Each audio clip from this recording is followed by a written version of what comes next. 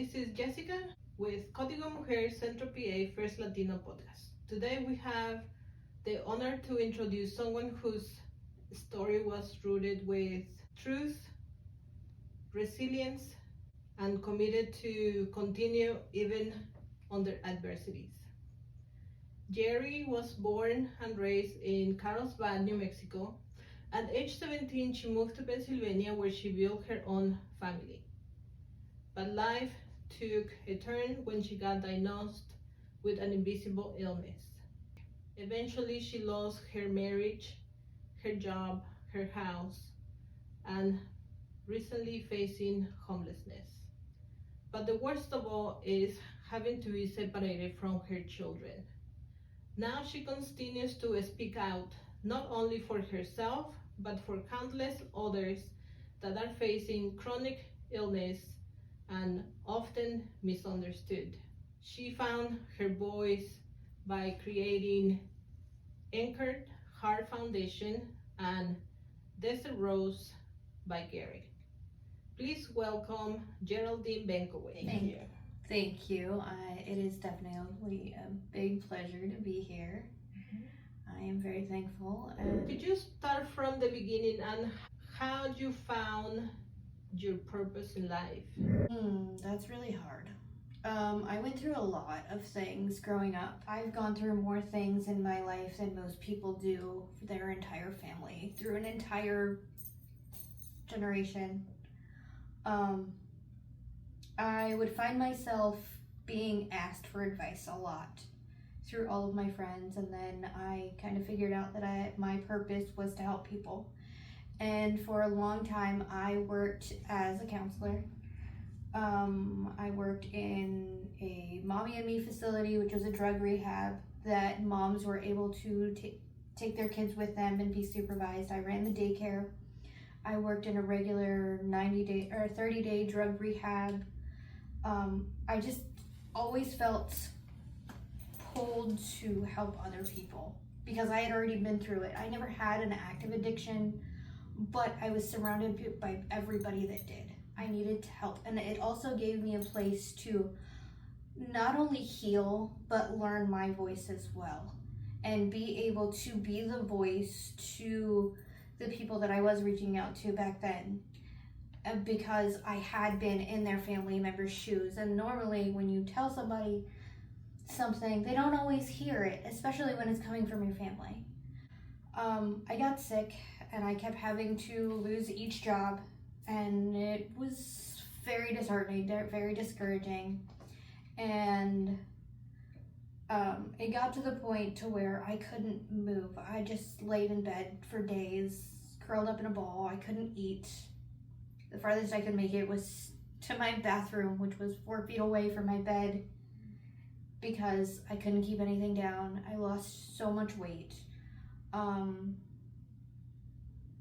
And the bad part is, because of it being an invisible illness, most of the time, my parents, especially my dad, would always tell me, suck it up, it'll be okay, you'll be fine, just take some meds, keep going. It wasn't that easy. Even though you can't see it, I feel it every day in every cell of my body. I get awful brain fog. My body is slowly degenerating.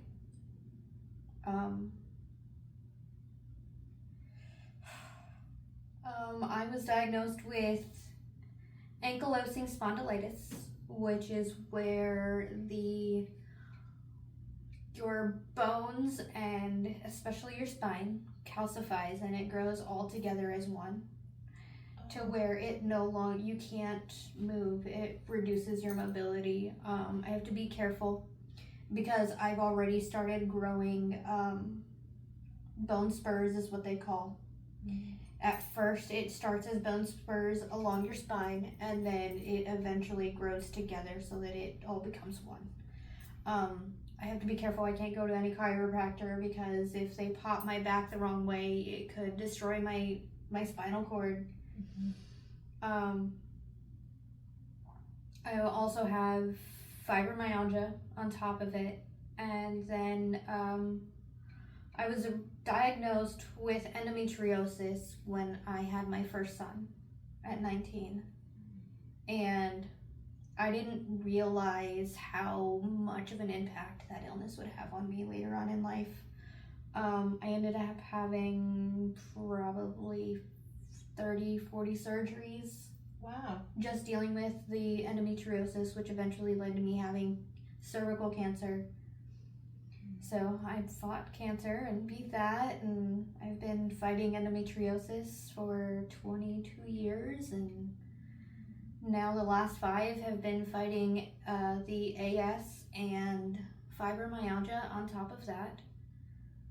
And unfortunately, because of some complications with other illnesses, I have to deal with those before I can deal with the other ones, and it becomes a lot. You are definitely a fighter. Having 3 children, they're all boys, super active, and you limited mobility.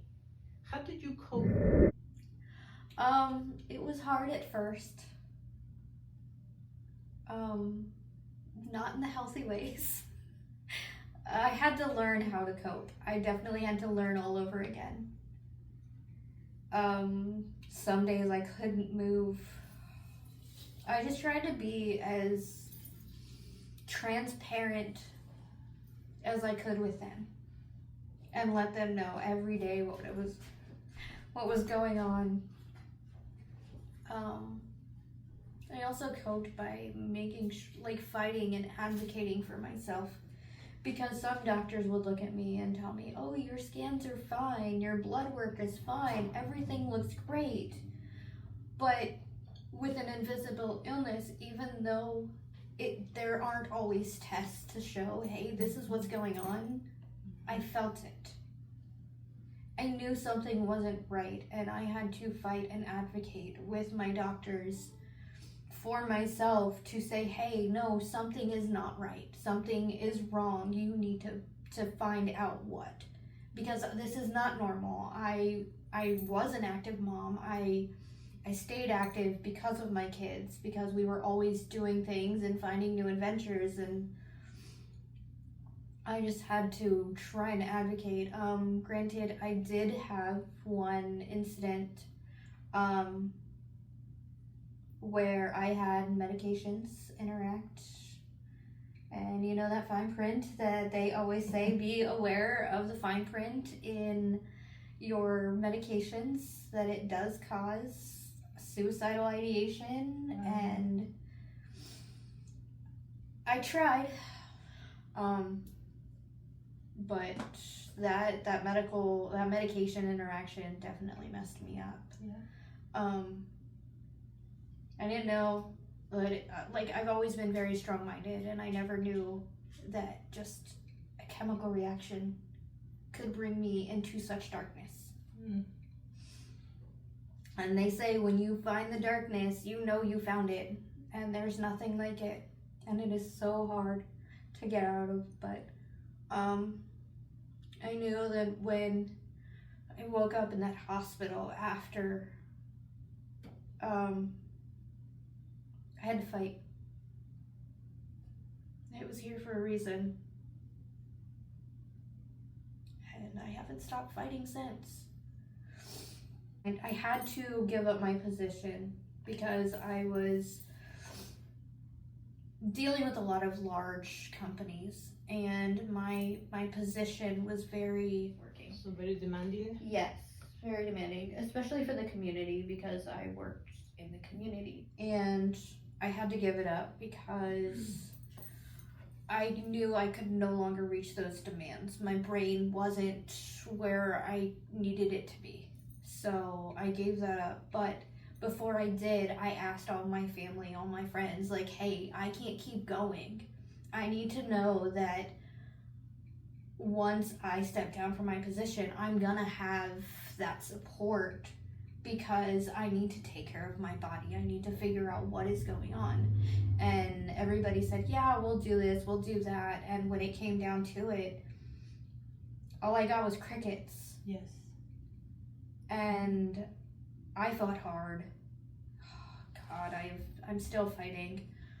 How did your children took this Oh, they still have a hard time talking about it. Yes.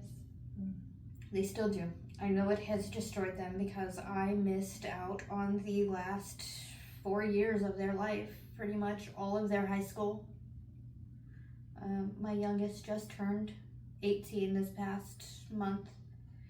Being absent from that and not being able to be there has definitely, oh, it hurts my heart. It hurts. Oh, mi corazón. It hurts. Let them know that, you know what, I might not be able to be in the house, but I'm still here. I'm still your mom. I'm not going nowhere. No, they live with Grandpa. Oh, they live with Grandpa. Okay. Dad doesn't live there, which is good because then we can both interact with the kids without any issues. But the boys are, they're adults now, getting ready to have our first grandbaby. Okay. After you get diagnosed, what was the first thing that you needed to do to be able to continue with a normal living? Manage my pain, manage my nausea, and my brain fog. I have been through, gosh, I can't even remember how many medications to try and help just give me a little bit of normal. With all the medicine, some of it makes me even worse because the side effects are worse than the medicine that they're giving you to help with. So I ended up with more issues because of the side effects.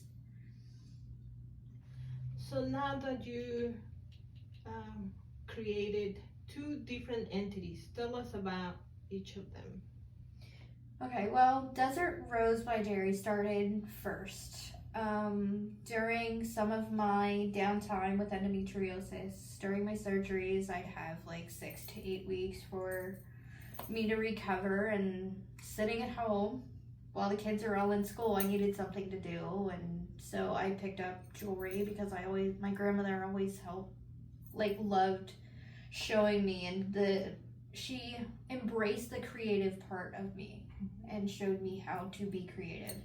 And I used that as my outlet, and it just grew as I have learned more and more with working with wire and gemstones. What was the name of the website? It is at Desert Rose by Geri, .square.com. And then with Anchored Hearts, I always wanted to help people.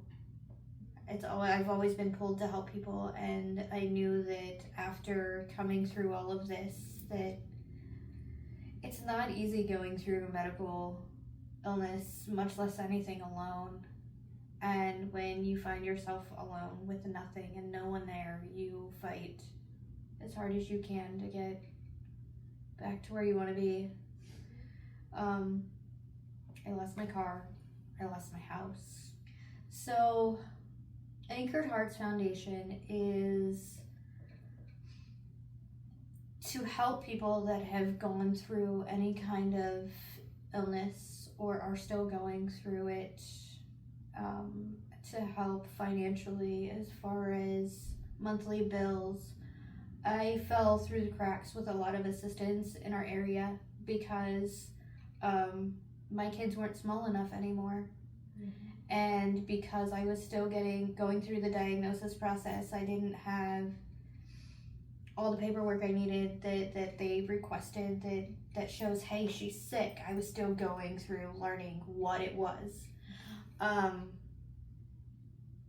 So I don't think it's fair that everybody, so many people fall through the cracks because there's fine print that you have. Like, if you don't fit and check all the boxes, there's nothing anybody can do, and that's not fair. Just because you're sick, just because you're going through a hard time, doesn't mean you don't deserve help. Everybody deserves help.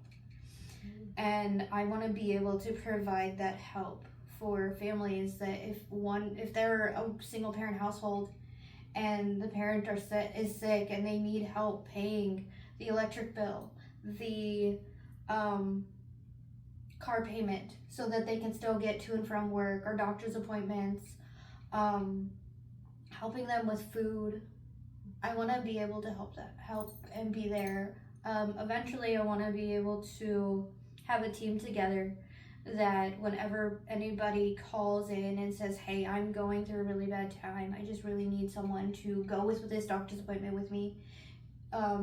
Because sometimes having a stranger that knows nothing is so much easier than someone you know, because there's so much judgment coming from the people that you know that are already in your life. So just having someone to hold your hand through it and say, hey, I got you. Yeah. I want to be able to provide that, because there's so many times I wish I had somebody there that understood, that wasn't gonna judge me just based on what they saw. And how can they find these? Do you have a website? I currently have a GoFundMe. I am working on getting my own website, because I want to make sure that when I do have it, it's an organization. It's not just a website. Okay. I'm working on acquiring my 501c3 and my LLC, and also have like a big fundraiser. That way we can raise money to help other people that are going through financial hardships with medical illness. That is very beautiful. The mission that you have and all the struggles, but you made it. I did. You're finally here. Thank you. Thank you, Geri, for everything that you're going to do. Thank you. So this was another episode of Código Mujer Centro PA First Latino Podcast. Thank you. Thank you.